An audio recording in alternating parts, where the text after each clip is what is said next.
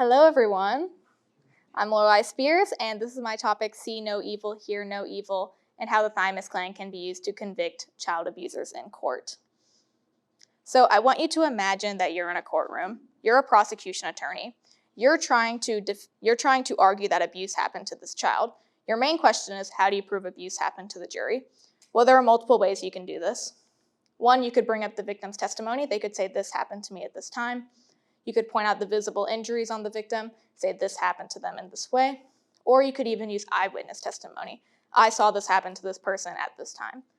But not every case can use these different ways to show abuse happened, such as cases of mental abuse or even sexual abuse, because there are not often long-lasting physical signs in the body. The question gets even harder to answer when you think, how can I prove abuse happened after death? Well, some prosecution attorneys have taken it upon themselves to answer this question, and these are the ways they show it in court. So the signs of chronic abuse that they show, before I get into that, I want to define a few things. Chronic, for the purpose of the study, means up to a year, many months. It's long-term abuse that's consecutive. And then in children, again, for the purpose of the study, is up to 12 years old. I'll get more into that in a minute.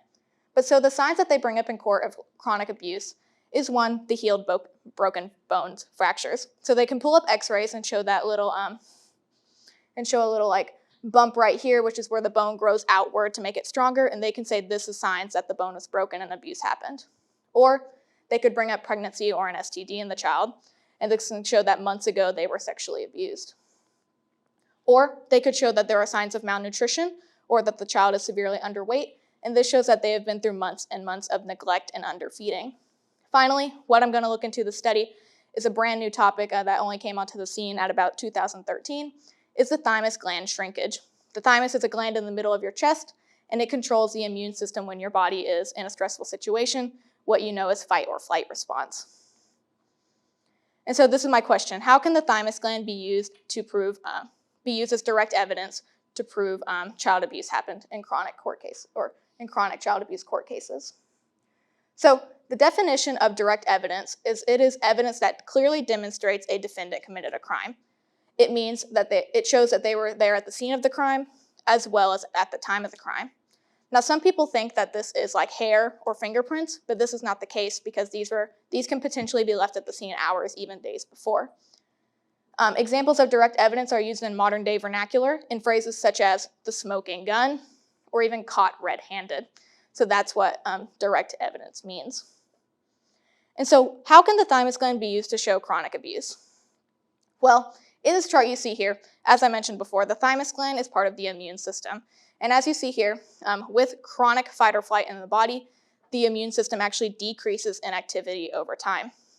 And this is because when a child is in a severe emotional state for a long period of time, this sadly becomes the new normal in the child. And so the body is no longer responding to that stress the same. The signals are not being sent to the thymus gland, and it becomes inactive because it's not being signaled to work. This is a process called stress atrophy or thymic involution, if you get more into the anatomy terms of it.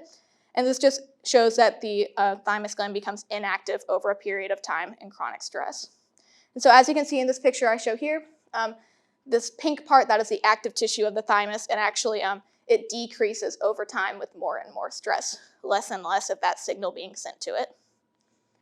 And so prosecution attorneys, they bring this up in court with the use of autopsies. Autopsies are used where they take out the thymus gland and they compare it to similarly aged thymus glands.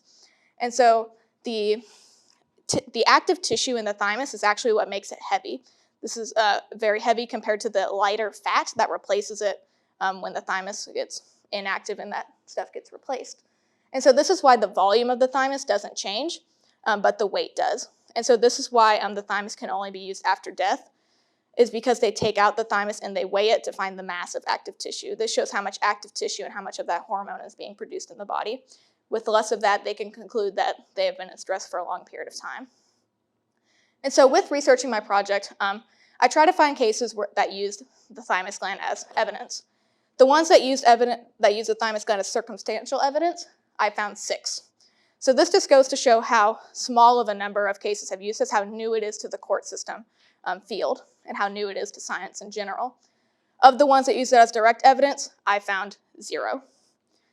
And so this is the gap my research fills. How can I find ways for this revolutionary gland to be used as direct evidence to really push along these convictions? So these are the resources I looked at to try to find cases of abuse or where the thymus gland was used. I looked at Netflix, specifically the documentary trials of Gabriel Fernandez, as well as case texts where this is an online resource where they published the synopses of court cases in various states. So I looked at 3 cases from these sources. The first court case I looked at, the one of Gabriel Fernandez, he was 8 years old. This is in the court case State versus Aguirre, or People versus Aguirre. And the thymus gland, as well as other signs of abuse, were brought along, as you can see in the left-hand corner. But I'm going to focus on the thymus gland. So James Reed, the person who did the autopsy of Gabriel, he wrote that the average 8-year-old's thymus gland should be 35 to 50 grams. In Gabriel's case, it was actually so shriveled and thin, and it weighed only 10 grams. This is a fifth of what it should have weighed. When asked to clarify this to the jury by the prosecution, he said that this shows Gabriel has been in extreme emotional and physiological stress for a long period of time. So again, that's really big evidence to bring up in court. And so then the second case I looked at, Jason Hester, he's 6 years old. This is in the State versus Hester case. Again, the thymus was brought along with other signs of evidence of abuse.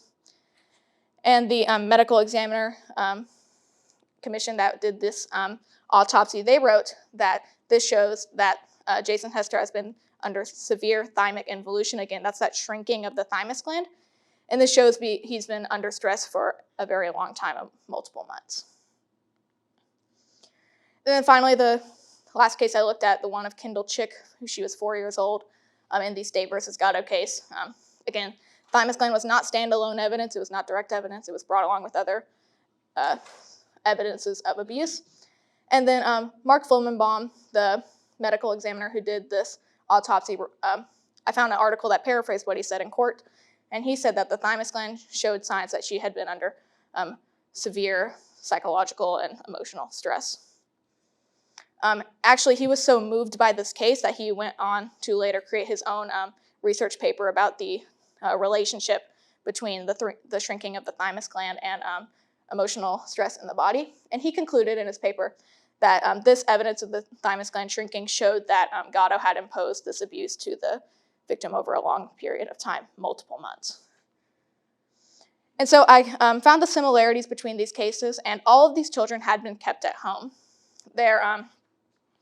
The only potential source of abuse could have been from their caregivers because they were, of course, kept at home, and these were the only people they had constant contact with.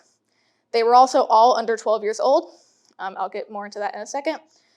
Being 8, 6, and 4. All of their cases used the thymus gland, and all of their cases ended in a guilty verdict. So this shows just how compelling the thymus gland is as evidence, even if it is circumstantial. So the reason why I keep saying 12 years old is based on these graphs. The CDC, the top graph you see here, the CDC, the top graph you see, actually reports that starting at the age of 12, this is when the child starts to show has a greater rate of depression and anxiety. Now this is because this is when children start puberty, they start middle school, and even some children start to work small jobs. And so the defense could argue that, well, they got that source of stress from other areas instead of at the home. And then also, to clarify on the picture I used earlier of the thymus gland shrinking, this is actually the thymus gland shrinking naturally with age. Also in the picture I used before of the arrows, the thymus gland chronic fight or flight actually causes premature aging, and this is why these children under 12 years old look like they have the gland of a 70-year-old. But as you can also read, the thymus gland does start to naturally shrink at about 10 to 12 years of age. And so again, the defense could argue that, well, the thymus was shrinking anyways. This doesn't prove abuse. So to work around that, I concluded that the thymus gland can be used as effective direct evidence only if the child is kept at home, has that constant contact with the caregivers, the abusers, and if the child is 12 or under, so that we can work around those defensive arguments. So to tie into my title a little bit, until the thymus gland is removed and shows that chronic stress occurred, no one would see the abuse. The thymus gland can be used as proof as chronic sexual and mental abuse. It's especially pivotal in these cases if there are no other physical signs of abuse. And then future research can look into if there are other glands that can prove that chronic abuse happened while the child is still alive. Of course, the thymus is helpful, but it is after death, and we want to work towards saving children while they still can be saved. These are my sources, and thank you.